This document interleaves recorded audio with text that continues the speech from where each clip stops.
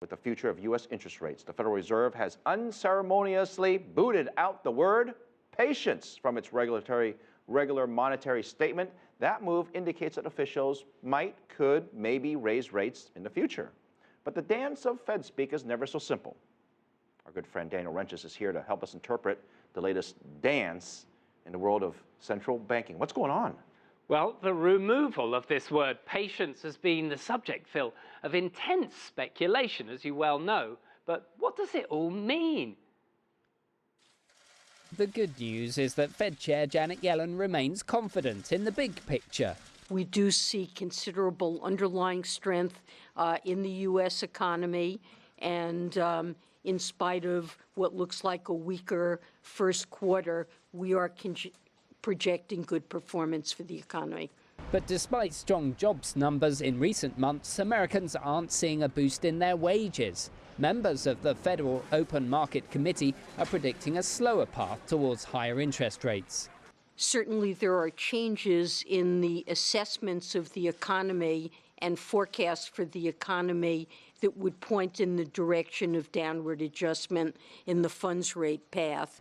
Inflation remains extremely low, which Yellen attributes to the impact of the strong dollar and declining oil prices.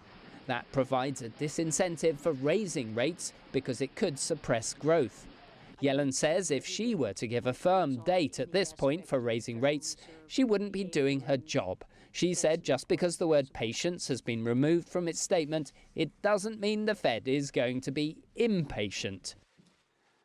So instead, she advises people to watch a whole range of economic indicators, particularly wage growth and inflation expectations. So, Phil, if those numbers start to change, then people will start to feel that there might be something in the works here. Does that make any sense to you?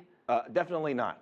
No, we're going to have more about this later, but I do want to ask you, so in the past, it's been good news as bad news, because if we have bad news on the economy, they won't raise rates. If there's good news on the economy, then they could raise rates. It's weird, isn't it? It is weird, and what it essentially comes down to is that the market sort of is relatively addicted to these low rates.